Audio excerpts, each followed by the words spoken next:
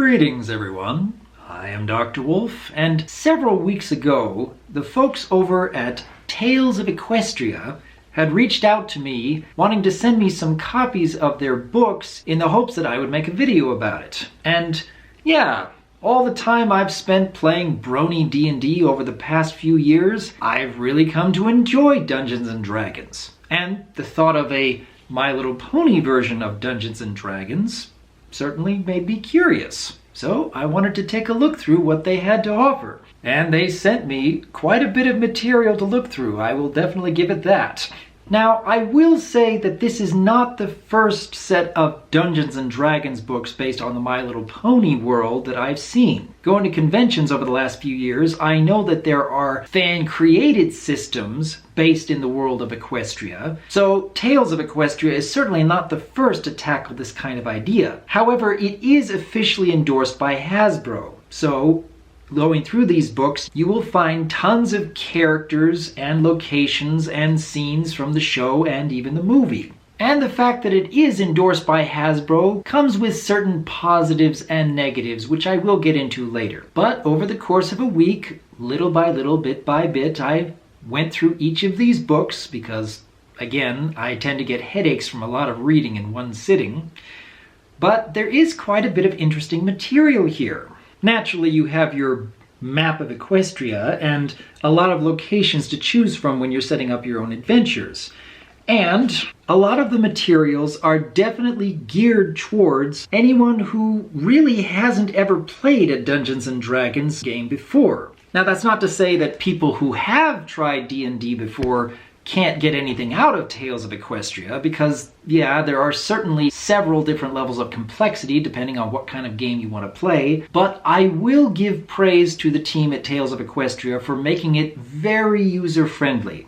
As long as you are willing to do a fair bit of reading, it's not that hard to set up a character, and it's not that hard to set up an adventure to go on. There's a lot of very helpful tools for both new players and new dungeon masters to get a good feel for the game. Now, having played Dungeons & Dragons in the Brony D&D series over the past few years, I've become much more familiar about all the intricacies that go into standard Dungeons & Dragons. I've learned a lot about spells and about character traits and how combat works, and even a fair bit of Josh's adventuring stories have been very intriguing for me, and have certainly encouraged my own creativity with my own character. However, in the Tales of Equestria system, they do simplify certain aspects in order to make it more streamlined and more user-friendly. For example, if you're choosing between an Earth Pony and a Unicorn and a Pegasus, there are certain advantages depending on which you'd go for. Naturally, Earth Ponies have a bit more strength to them, so you get to roll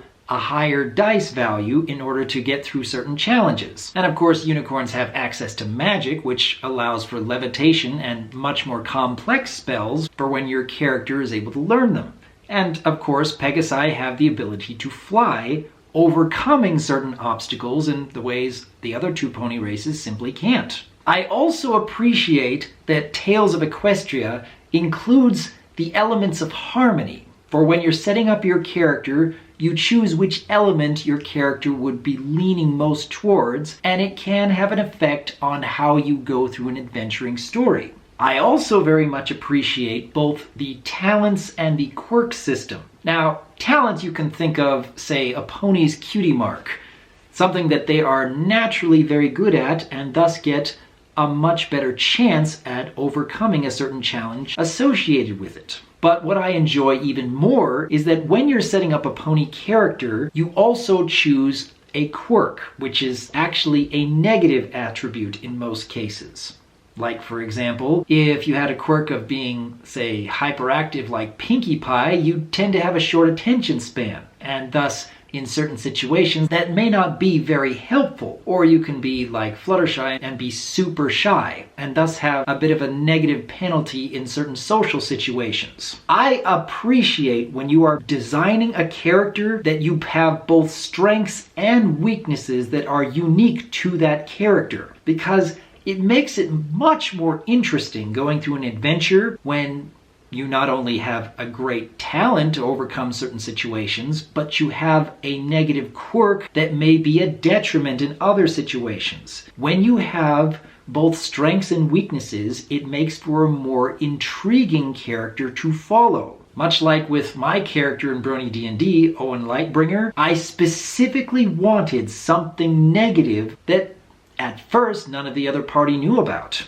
Basically his curse, that whenever he touches someone else, it causes them to have bad luck for a short time. And when this is brought to light, it made for a much more entertaining story moment for his character. I would encourage anyone who's getting into Dungeons & Dragons to remember, not only do you want to have great strengths to overcome challenges, but have something negative associated with your character, so there are certain situations that, yeah, your quirk would make circumstances a little worse. So, again, I can appreciate that Tales of Equestria included this sort of thing in there. And again, making it much more user-friendly, so you're able to design something that is much more balanced. But in the case of adventuring stories that want to go beyond the borders of Equestria, then you have the official movie sourcebook, which adds new lands and, much more interesting, new races to choose from. Like, for example, Capper, one of my personal favorite characters from the movie, and yeah, you can actually choose the cat race as a character in this sourcebook. And yeah, that would certainly add a lot more interesting twists to an adventure when it's not just ponies in your party. And to be honest, I think there is enough base material here to build other species that might show up in your adventuring stories. I mean, would it be too far of a stretch that if you could see an anthropomorphic cat wearing clothes that you might see, say, an anthropomorphic wolf wearing clothes? Just a little thought. But of course, being the movie sourcebook, you also include hippogriffs and sea ponies and the monsters that were under the employ of the Storm King, or even the pirates. And they include a lot of detailed information on vehicles that include, say, a flying boat. Lots of really creative additions to the original source material. However, let's say you are a brand new dungeon master who has just introduced the Tales of Equestria to a few friends who have never tried Dungeons & Dragons before themselves, and you're not quite sure what to do to create a story of your own just yet. Well, that's where additional materials like Melody of the Waves come in. Having something like this gives you a very well thought out story to give your characters to play, and includes its own little map of locations to visit and various story beats to go along with each of those locations, as well as characters to meet and challenges to overcome. Like I've mentioned before, the folks over at Tales of Equestria have gone out of their way to make a much more user-friendly experience than Dungeons & Dragons usually does. I do feel it is more tailored to those who really haven't had much experience with Dungeons & Dragons themselves. Now, that's not to say that experienced D&D players can't get anything out of this. Like I've said, I've played Brony Dungeons & Dragons for more than a couple of years, and I found quite a few intriguing elements in these books. And I really would encourage more people to try D&D for themselves. It really builds upon not only your social interaction, but also your creativity. I know that I have had a lot more fun coming up with my own story beats for a character that I created myself than trying to talk about a series where I really had no part in putting it together. It's a very fun addition when you can find people to play with. So naturally, you might say to yourself, well, what if there aren't enough people where I live that I can play with? Again, I use Brony Dungeons & Dragons as a fine example because you can play Dungeons & Dragons over Skype or Discord, where people from all over the country and even on the other side of the world are able to interact and create characters and craft a fascinating story that goes on for many months or even years, like the one Josh Scorcher put together for all of us. It can be done, and I do encourage more people to try it out. Whether that means getting into the original Dungeons & Dragons, or finding something a little more tailored to the Brony fandom, I'd say it is worthwhile to give it a look. And for anyone who is interested, the folks over at Tales of Equestria provided me with a discount code DRWOLF001, which you can use as a discount for any materials you buy off of their website. I'll post a link down in the description. Honestly, this did make for a fun little read.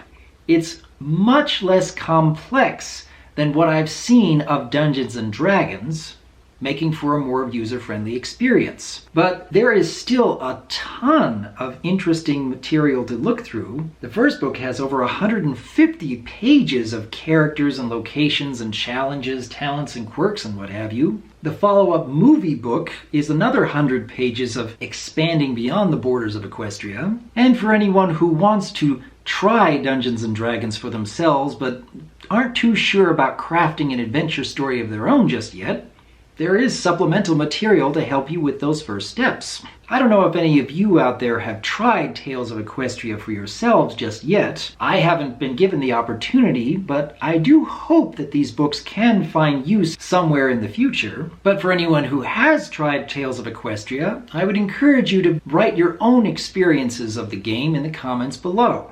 And I am genuinely curious if this conversation might have interested even just a few of you to try Dungeons & Dragons for yourselves. Until next time, I am Dr. Wolf, and I look forward to hearing from you.